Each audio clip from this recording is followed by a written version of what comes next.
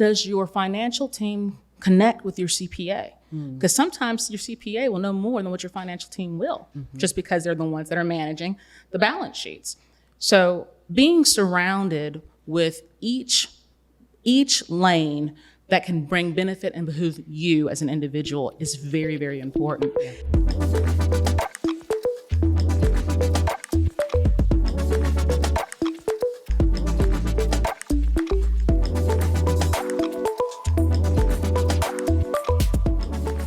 In this episode of the Career Thrivers Show, we are diving in to help you to have a more open dialogue about securing your financial future, because it's our hope that you aren't only a career thriver, but that you're also an income thriver. That's why I'm so excited about today's episode. We are diving into a conversation with Lauren Ladd. Lauren is the Vice President and Private Client Advisor at Bank of America in Nashville, Tennessee.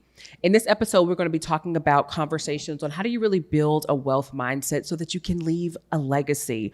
We're going to be diving into financial empowerment, how you can advance your career to actually increase your income, and also what are some strategies to help you to think about that legacy that you want to leave today. Lauren is a seasoned expert in wealth management, and she's going to share some insights that are going to help us to really think thoroughly about what we can be doing today in our career to make that next move and build a financial future that we're proud of. Let's dive in. So I worked in a few different capacities while I was at Merrill, but ultimately I feel like I knew that I wanted to be an advisor. I wanted to bring that same element of value that I once saw when I was 22, 23 years old.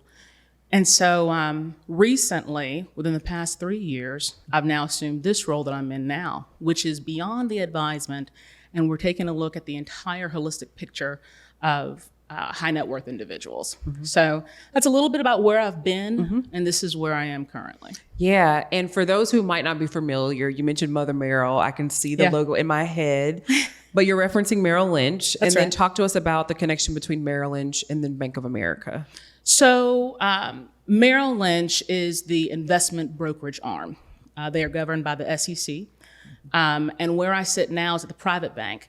So very generally speaking, Merrill Lynch focuses on the investment portion. So your stocks, your bonds, ETFs, et cetera. There are a lot of teams at Merrill that have much broader scope, but generally speaking, that's the focus there.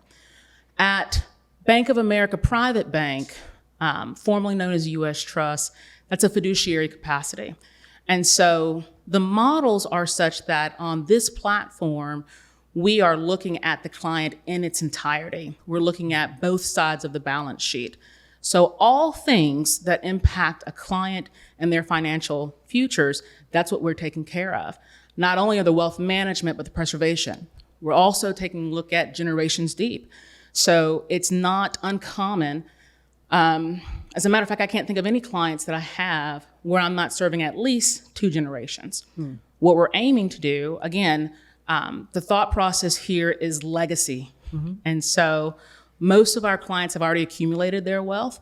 And now we're just ensuring that they can retain it and that what they want to do with it, that their objectives are met regarding the legacy that they leave. Okay, that's super helpful. So I want to take a step back for a moment and dive into your personal story, because perhaps there's someone that's listening that's thinking, okay, I'm still in the process of attaining wealth, having that legacy mindset, but also they maybe have a story that's similar to yours. So you mentioned being a single mom and you just needed a job. And in your early days, I've heard you say in other interviews, like sometimes my drawer came up short, like I could not keep count. And now you're in this space where you're advising high net worth individuals. Talk to us about your own personal journey as a woman of stepping into a wealth mindset. Well, that's a good question. I think that wealth is subjective. So that's the first thing that I would say, is wealth is very, very, very subjective.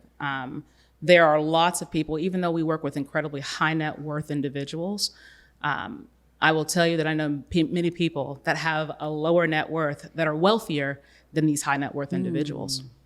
So I will start with that. But what I will say is that regarding my own progression, I feel like rudimentary, like just very basic concepts of having a heart to serve people, loving people, and having a realm of natural curiosity.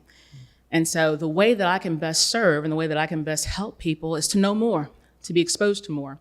And so throughout my career and throughout my journey, I have looked for, subscribed to, and been very unashamed, unabashed about being a nuisance sometimes. I need for you to teach me this. I need for you to teach me this. Show me how I can make my moves to the next progression and what is it that I want to do. So I think that on a very base level, those same concepts that we learned when we're very small about working hard, being polite, asking questions, and again, having a heart to serve have served very well for me at each progression that I've had.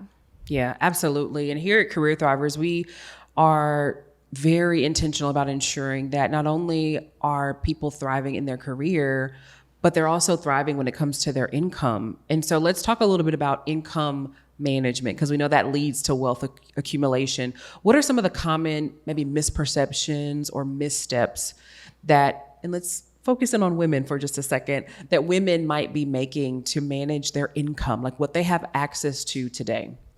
I think that when women are, and I've seen it a million times, including myself, we focus on mastering every little detail of what the current role is, where our peers and our counterparts don't do that, right? Say it again. They don't. We think women inherently feel like if there's this list and I don't check off every single box on that list, then that means that I'm not eligible to apply for the next role or the next position. And that's just simply not the case. I feel like one of the things that I've seen many of your guests say, and something that I subscribe to as well, is that many skill sets can transfer into another role. Skill sets can transfer into another position. And so if you focus on those skill sets rather than certain levels of acumen, et cetera, those things can be mitigated and enhanced or developed, et cetera, in another position. And when women are also, when they're having those types of conversations, I feel like we're not always confident about what those skill sets are. We haven't always just really quantified the value that we currently bring and how we can translate that value into the next role. And so that's how I feel like women oftentimes, that's the biggest thing that we miss, is how can we effectively communicate what our current value is and then translate it to our next position. Absolutely. So your role in that, with your clients in your current role, you're advising them on these wealth building, wealth retention strategies. What would you say to women who are looking to maybe do similar things? They may not be in the high net worth category yet in terms of being connected to a private bank, but what are some things that women can be doing today to ensure a more secure financial future for themselves and their family? The first thing I would say is quantify your goals. Make sure that you know where you've been, where you are currently, and where you would like to go. If you can establish those baselines, the rest, an advisor can really help you with. The other thing that I would say is get an advisor, and a genuine advisor that is capable, has demonstrated capability, and has a level of acumen that can help you achieve whatever it is that you're trying to accomplish. So it's like a puzzle piece a little bit. You're working backwards. It's one, what is it exactly that I want to do? I want to retire, or I want to have money to leave to my children, or I want to have money to, in case I should not have a job anymore, if I'm not having any income. I'm an entrepreneur, so I need funding for this, et cetera. When you can quantify those things and say, here's some dollars that I need to have, then you can start putting things in place to achieve that goal. A lot of times I feel like most people aren't aware of exactly how to get to that point, right? Yeah. Sometimes they don't even know what that number is. If you know that you would like to retire at a certain time frame, how many dollars do you actually need in order to do that? What does your lifespan look like? There's so many different mitigating factors that go into developing a wealth management plan for anyone at any stage in life, whether they have $50, whether they have $50 million. There are certain things at each and every stage, you have to know exactly what your objectives are and quantifying those objectives as well. So you're telling us actually know the number. That's right. Yeah, we should know the That's number. right. Yeah, this conversation is reminding me of a podcast that I love and listen to often, and a conversation that Morgan DeBon was having on the Journey podcast. So if you're listening in, if you're watching in on our platform, make sure you check out the Journey with Morgan DeBon. And I did this practice that she recommended of putting a number to the lifestyle that you want to live. So if you think expansively around the vision for your life, not only the work that you do in your career, but how you want to live your life, what is similar to what you're saying, what is that number? And then working backwards. And then you're saying second step is to get an advisor. So let's park there for a second, because I think so many people, including myself, are all confused. Okay. We have an accountant. There's a wealth advisor that we're coming into the knowledge of. There's a financial advisor. Like, what are the differences? And then what tips would you share in terms of seeking out an advisor? Hey Thriver, I'm excited for you to get your hands on your copy of the Blueprint to More Visibility and Influence. This is a powerful free resource that's designed to catapult your influence and amplify your impact in your business or company. Now, this isn't just another online guide. This is your strategic companion that's going to walk you through the world of personal branding and authentic leadership. Inside, you'll unlock essential strategies that are going to help you do a few things. One, sharpen your self-awareness and own your unique story, navigate the complexities of workplace dynamics with more confidence, elevate your presence in any room, and ensure that you are not only seen, but also heard and valued. Why wait for opportunities when you can create them? With this blueprint, you'll learn how to cultivate a personal brand that commands respect and opens the door for new opportunities. And the best part, you'll start seeing the world differently, not just as a place where you fit in, but one where you stand out. You'll transform your self-doubt into more self-assurance and turn your aspirations into tangible achievements. So join me in our community of thrivers who are making their mark. Don't let this moment pass you by. Head on over to let'sthrivetogether.com to download your free copy of the Blueprint to More Visibility and Influence today. Start your journey and let's thrive together. That's a really good question, because I feel like each one of those depend on where that person is in their stage of life. Okay. So a financial advisor, generally speaking, will have a degree of acumen surrounding the markets, surrounding certain vehicles that can help you achieve your goals. They will be able to speak to how to accumulate a certain yield, right?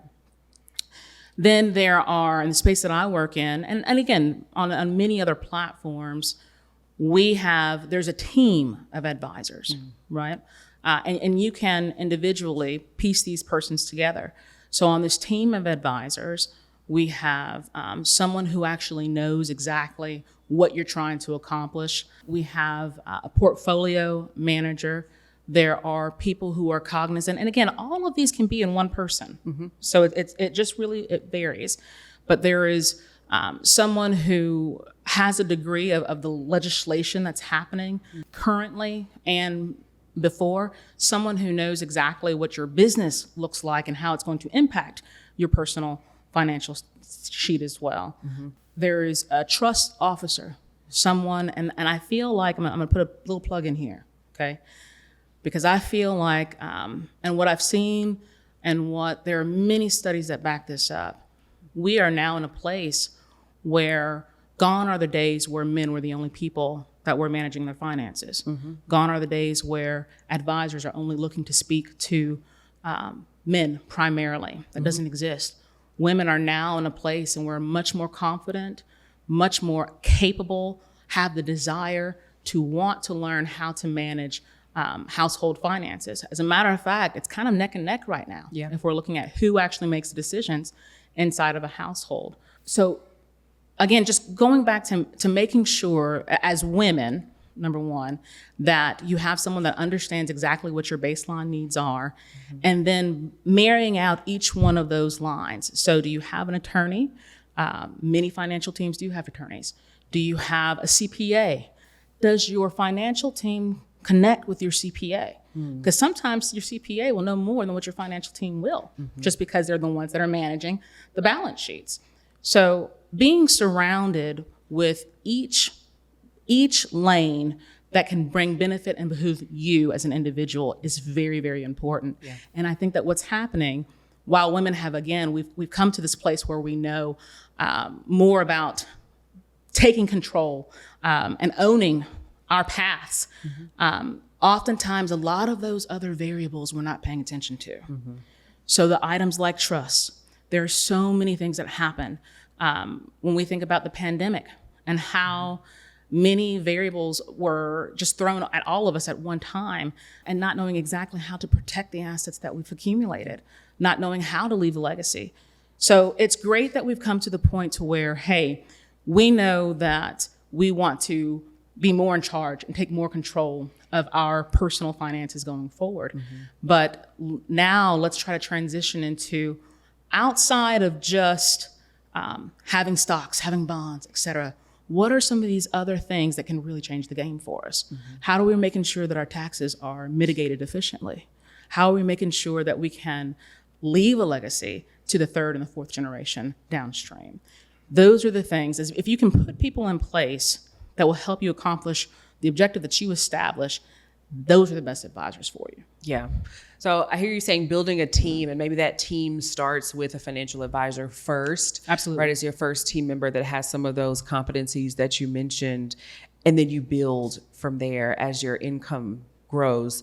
Now, we know for a lot of our listeners, one of the primary ways that we're advancing and increasing our income is being promoted, similar to what you were saying earlier inside of corporate organizations. And for many women, we have great mentors, we have coaches, we in some way, shape, or form may even have advisors, but many of us are lacking sponsors. We're lacking the woman or man inside of the organization that not only has an affinity for us, but they are also in a seat of power, in a position where they can actually not just save you a seat at the table, but slide the chairs over, go bring in a chair and make room for you to sit down. Talk to us about your career and the role that sponsorship has played in you getting promoted, i.e. increasing your income to build wealth. Sponsorship has been pivotal for me. I mean, this is something that I can stake my claim on, a hill that I am willing to die on. Being a top performer does not mean very much in a large corporation. Please say it again. Because it's holding women back. Yeah. We work hard, but we don't work smart. That's right. Keeping your head down and getting the work done is not going to lead to that increase. That's right. And we think, I mean, oftentimes it's natural. You think, oh, well, I'm sacrificing so much time with my family, or I'm sacrificing so much of my personal time, and I'm really trying to make this corporation a better place. I'm a good employee, right? That will not move the dial. You have to have someone in a position of authority that recognizes everything that it is that you're doing and says, these are your objectives. Let me help you get there, and I will remove the hurdles that keep you from getting there. In my walk, there has definitely been, I can count them out, how many times someone has said, this is what the table currently looks like, and we need to mix this up a little bit. And I know that there's good talent here, and so I'm going to say this is who you need to be speaking to. Without that sponsor, I don't know that I would be here today. Maybe later on, right? But I don't know that I would be sitting here today because there are lots of different variables. There are things that happen behind these closed doors that you're not aware of. There are conversations that need to be had. There are lots of talent planning conversations that are had within cabinet members of large corporations. And if your name doesn't come up, then you're not considered. And even though your metrics or whatever, however your company assumes your talent, however they assess that, if that person that has a level of authority is not speaking about you behind those closed doors, then it won't matter. Yep. It will fall on deaf ears. So similar to career advancing, wealth building also requires partnership, but it also requires us to overcome some limiting beliefs. It is incumbent upon us, whether you are in the career context or you're building income through entrepreneurship, that women particularly really reckon with our mindset around money and even some of the societal narratives with certain groups, sitting here with you, a Black woman that is a senior leader within a large corporation, talk to us a little bit about some of the things that women can do to really help us to build a mindset that helps us to create more income, that helps us to take on this attitude of being able to own that power and build a team to really leave a legacy. There are a lot of things I can say to that.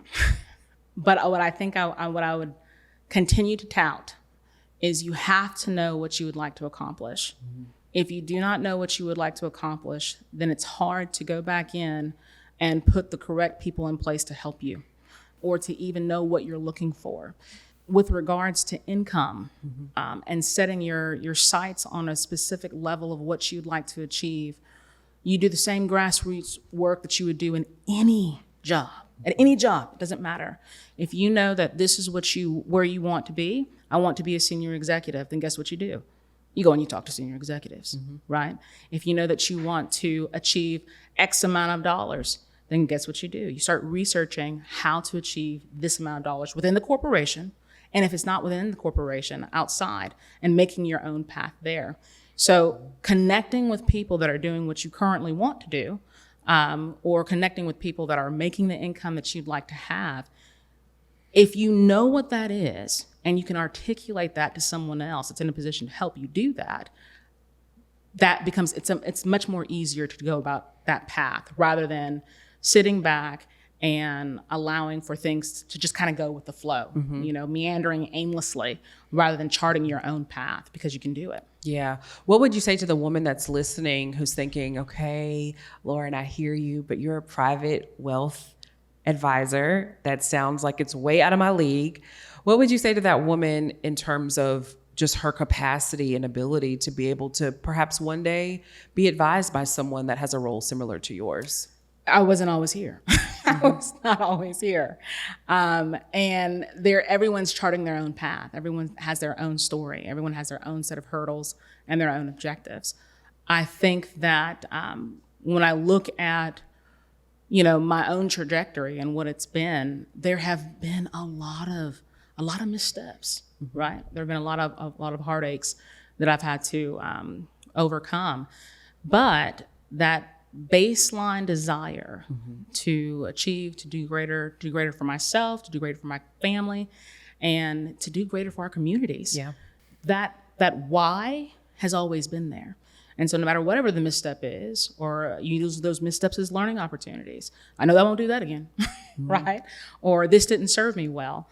So using those mishaps, those learning opportunities, and still having that community that surrounds you and says, and is able to tell you. I love what someone said recently. I think they were talking to Jessica, and they said that someone that's able to provide you with the feedback that you need to hear, that will set you apart.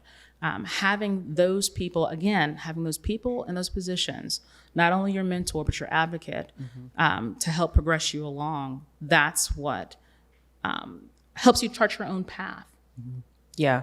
What resources or tools come to mind when you think about education on this topic, ways that men and women can get more informed so that they're building that wealth mindset, but also securing their financial future? Bank of America is a great place to start. Shameless plug. Of course. Listen, I was 16 years old. I have to tell you this story because I vividly remember it. I just turned 16, so it was in May. And my parents took me down we were living in Hermitage, Tennessee, took me down to, I don't even think it's there anymore, the Bank of America in Donaldson. And we opened up a checking and savings account. And to this day, still just really grateful to be connected and locally. And I have to say a huge kudos to the leadership that you get to work with on just being really intentional. You mentioned the word community, in engaging the community. Absolutely. In really deep ways. In the financial services space, Bank of America has been a leader when it comes to building a more inclusive, a more equitable organization, but also having that impact connect with the community. And I think more organizations need to follow that example. So we definitely are grateful to have you on the show. Thank you. And grateful to be connected with your organization in a myriad of ways. And before we wrap up, what does thriving mean to you? I feel I'm very fortunate to marry what I love doing in my current role. I love that. I genuinely love helping people. I love making very nebulous, complex ideologies plain to a person. And because of that, it's so intimate. Your finances are such an intimate thing. The reason why people are doing what they're doing is very emotional. Yeah. And so I get to connect on a human level with people. And that's something that I love.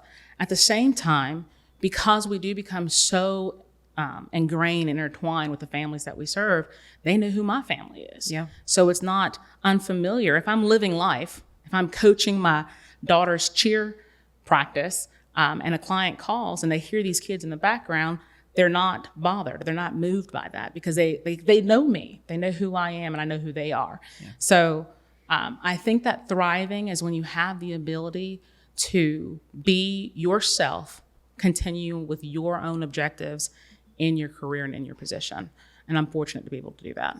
Absolutely. Well, I'm so glad that you joined us on this show. I'm excited for you out there that are listening in to stay tuned. At Career Thrivers, we are working on a very special project because we not only want you to be career thrivers, but we want you to become income thrivers. So make sure that you stay tuned. Lauren, it was so great to get to talk to you today. You as well. Thank you.